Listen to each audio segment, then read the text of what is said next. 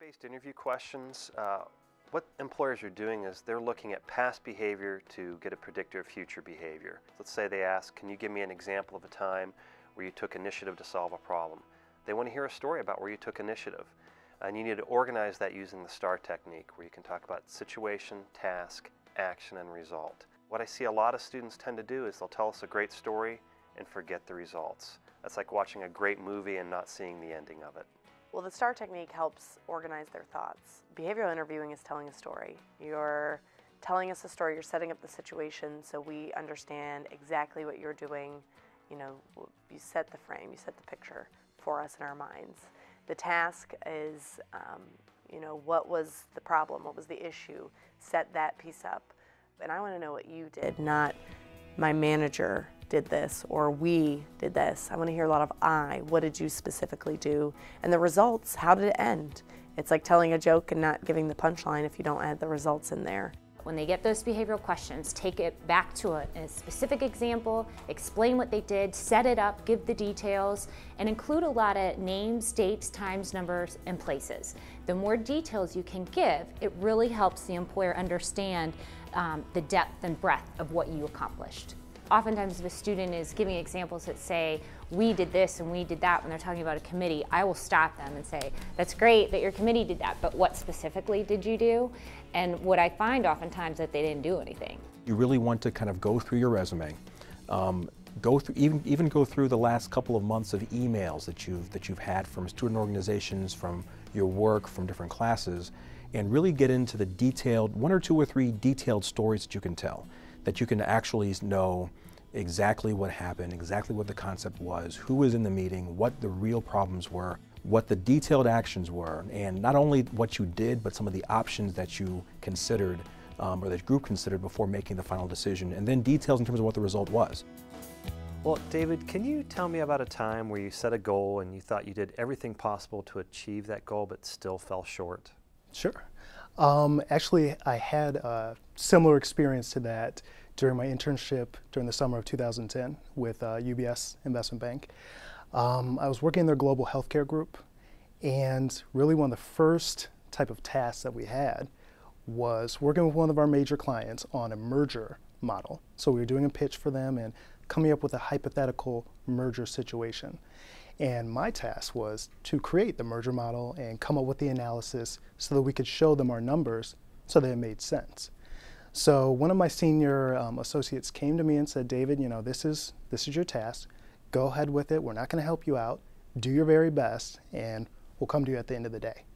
So I literally spent the next, I would say, 12 hours of that day working at a computer on my merger model, which I thought, man, you know, I've spent 12 hours. It's going to be perfect. There's nothing wrong with this. And when I finally presented my model saying, you know, we've got accretion here, we're going to make money off of this deal, the client's going to love it, the very first thing they did once I printed it out was take a red pen and cross an X all the way through it. And they said, you did absolutely everything wrong that we were looking for. And although you spent 12 hours, we're now going to have to go and redo this. So me, you know, this is my first week as an intern, sitting there thinking, wow, I spent way more time than any full-time person would actually spend on this. And I did it all wrong. How is this possible? I'm not going to get a job at all. And now all my dreams of doing investment banking are ruined from this one engagement. And what I later realized was the fact that, you know, when you come in, and this is what they told me at the end of the summer once I finally received a full-time offer, when you come in, they understand you don't know everything. You know, you're not supposed to know every single thing about investment banking or your internship in general. When you come in, they want to see that you are putting forth the full effort, you're going above and beyond, and really trying to do your best in terms of what they show you and what they want you to do. So at the end, that same senior analyst who crossed an X directly through, which, you know, I will admit it was incorrect, my work, he later said, you know, David spent half of a day on this model. He didn't give up, he was determined, he was confident in his work and what he thought was right. Even though it ended up being wrong, that same determination was what helped him to really be a perfect candidate for what we're looking for as a full-time analyst. So although I failed, and I definitely did fail. I did my best and I learned from that experience and ultimately got a return offer from UBS. I'm Charlie, this is Justin. We're here today to talk to you on behalf of the Office of Career Management and Fisher Consulting Club. If you're watching this video, you're probably interested in pursuing a career in consulting and you're looking for either full-time employment or an internship for this summer. A crucial step to securing employment, whether it be for the summer or full-time, is the case interview. Now, a case interview can seem like a daunting task at first. It can seem intimidating, but it's a skill like any other. And like any skill, having live case practices is the best way to get better at it. What we're about to see is a clips and sort of best practices and tips from a mini strategy case, which typically in a real setting would last anywhere from 30 to 45 minutes. We're now going to join Rami and Mega, who are going to show us some of those clips. Mega, Josh here. Hi, I'm Mega. How are you doing today? Nice to meet you. I'm good, thanks. How are you doing? Pretty good. How was the day going for you today? Pretty good. I just flew in last night, so it was a comfortable stay for me. Nice. How do you leave the weather in Columbus? It apparently rained last night, so you can never tell about the Columbus weather. Sorry to hear about that. Alrighty, so we're doing the case interview today, right? Mm-hmm. I'm pretty sure that you're familiar with case interviews. Yes. Just to give you a heads up, so I'm gonna give you a mini case. Sure. I'm gonna read it, give you a couple of minutes to think about it, give you the chance to ask me a couple of questions, and sure. Then see what you have, what kind of recommendations you can think about. Sounds good? Yeah, it does. Alrighty. So your client is a frozen food company named Pizza Mania in the U.S. Mm-hmm. The company generates $35 billion in sales per year by selling budgeted pizza. Sure. The client is currently considering the launch of a new product, superior frozen pizza. Since the economic downturn, more people have been staying in for dinner. Mm-hmm. The price of the family superior frozen pizza is $8. Should the division launch this new product? What do you think? Just to make sure that I understood this correctly, our client is Pizza Mania, which is based out of the US, and they have a primary product, which is the budget pizza. Yep. And they've been making sales to the tune of $35 billion every year. And right now they're contemplating whether they should go ahead and launch the superior pizza or not. So is that the only objective we're concerned with, or is there any other objective that I'm missing? Well, that's the main objective, to see if it's going to be profitable to launch this new product, and they would like to break even in 1 year. Okay, great. So, all right. So would you mind if I take a couple of seconds to collect my thoughts together? Sure, yeah, take your time. Thank you. Let me know if you have any questions. We're only a minute into the interview, and already Mega has made use of 3 important success strategies. To start off, first impressions matter, and the case interview is no exception to that rule. Notice that Mega spent some time getting to know her interviewer and build rapport with them, which gave her a chance to relax and the interviewer a chance to get to know her personality. Second, how you set up your paper for taking notes is important. You should be able to quickly reference your case objectives, client information, and recommendations throughout the case. Your notes should be concise and legible so that your interviewer can read them even from across the table. Third, once you receive all the client information, it's important to summarize and demonstrate your understanding of the case. Be sure to clarify the objectives no matter how obvious they seem. Once you've established that and your understanding is correct, ask for a minute to put your thoughts together. So let me just start with the industry.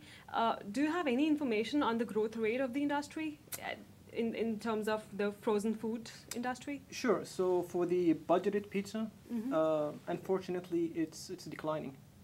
Now, on the other hand, the superior frozen pizza, we're seeing a 3% growth in the next couple of years. Okay, I see. And from a competition standpoint, have our rivals launched a similar product in the past or in the recent times? Well, we don't have this kind of information yet. We know that we have 4 other competitors with 20% market share each. Okay, and so we have the remaining 20%? Exactly. And at this point, we are not sure that they're going to be launching any new product.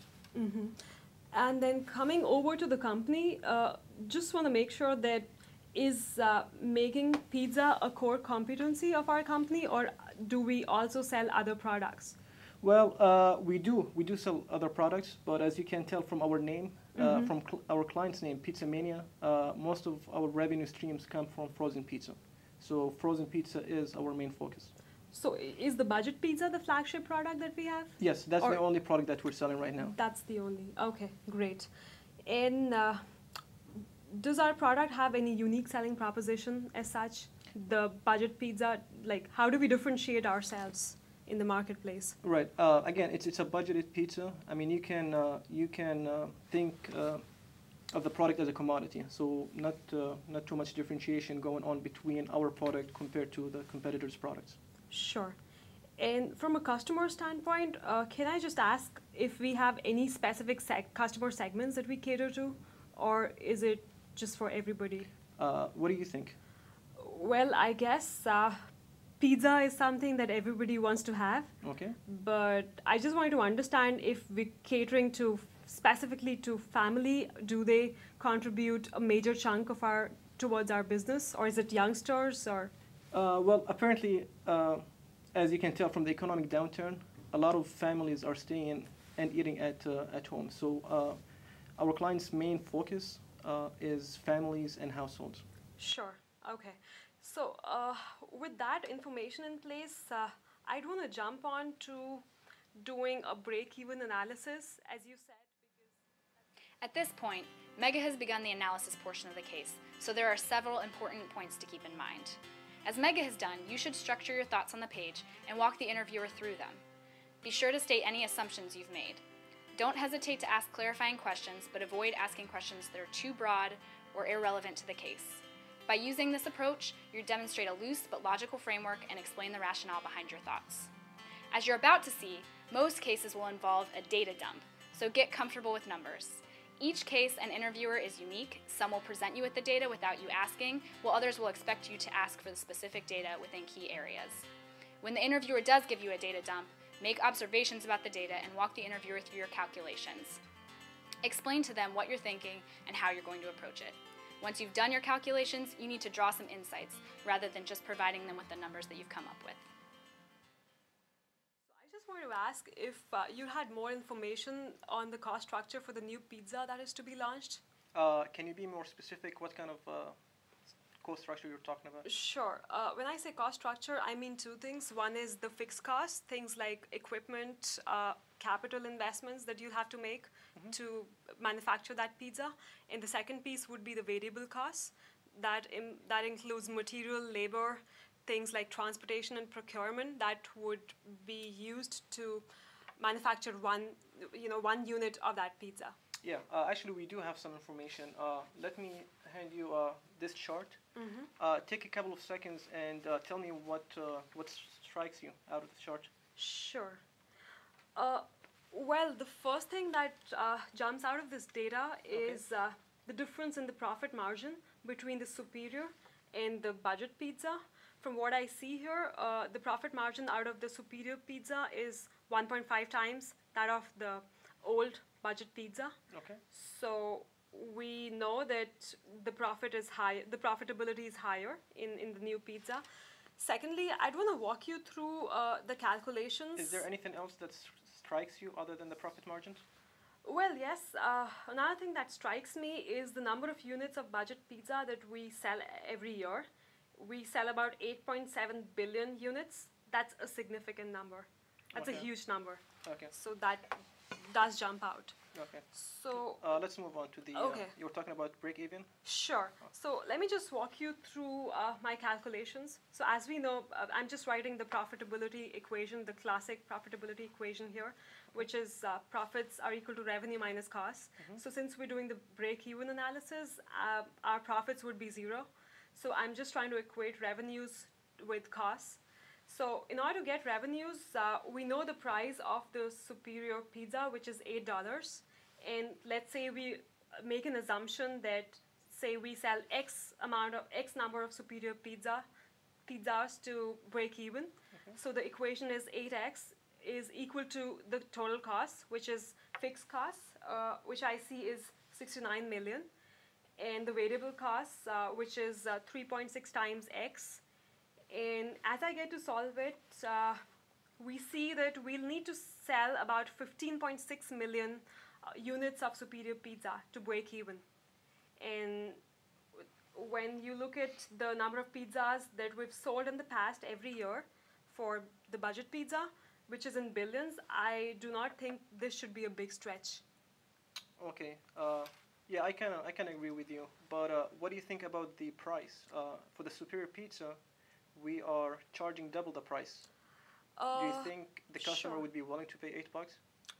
Well, given the fact that the economy is in an upswing trajectory right now, and also the fact that the Superior Pizza would be targeted specifically towards the premium customer segment, Personally, I have a feeling right now that it would be a good price point. However, I would recommend that we go ahead and run a pilot project, say in 3 different locations with different price points, and then try and do a pricing based on the data that we have.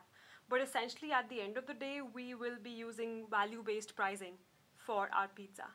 So does that make sense to you? Okay, so if I hear you correctly, you're talking about value add pricing and pilot test. I think that's a good idea. While the case interview is more about your logical approach to the case than your final answer, how you make your recommendation makes a big difference. The ability to synthesize is critical for a consultant. When you're asked to conclude, you need to review your initial objectives, findings, restate your approach, and make a final recommendation. Don't attempt to summarize everything. You have less than a minute for this last piece of the case. As Mega did in her case interview, pick 2 to 3 points and touch upon them. Whatever you do, be confident in your recommendations, because this is the last impression that you're going to leave with your case interviewer. So let's assume the CEO finds you in the hallway and asks you what you think about the Superior frozen pizza. What would you tell him? All right. Well, the initial analysis suggests that Pizza Mania should go ahead and launch the Superior frozen pizza, given that they have the right price point in mind after having run the pilot project. And we feel that that's the right way to go because of 2 reasons. Firstly, we don't doubt the ability of Pizza Mania to be able to sell 15.6 million pizzas, given the fact that they sell 8.7 billion budget pizzas every year. And secondly, even if the newly launched pizza does cannibalize the existing pizza, which is the budget pizza, even then we're in good shape because the profit margin for the Superior Pizza is 1.5 times the old pizza. So with that, we highly recommend that you go ahead and launch the Superior Pizza. So that's about it. That's great. That's it. Really enjoyed my time, and good luck for the rest of the day. Thank you so much. Thanks for your time. Before coming to Fisher, I was a senior consultant. The reason why I joined consulting is because it's a fast-paced learning environment. You don't only have to demonstrate that you're a knowledgeable professional, but also that you can maintain performance under pressure. And you will be tested on this during your case interviews. A common trait among consultants is that you don't only have to be a good communicator, but you have to be a good listener. Learn how to carry a conversation, let it flow, don't interject. In return, you will have more information to work with, and you will definitely have a much better understanding of the case that you're being asked. So what you just observed is a mini strategy case broken up into its individual parts. While you may not get this exact type of case, the best practices and the methodologies in the case can be applied to any strategy case that you're approached with. Reading lots of cases is important because it'll give you an idea of the types of problems that frequently pop up. But try to remember that you are being interviewed and evaluated on the way you think and who you are as a person, not the end answer that you arrive at. Be yourself and have fun, because if the interviewer can picture themselves working with you in the future, you make yourself a very difficult candidate to pass up.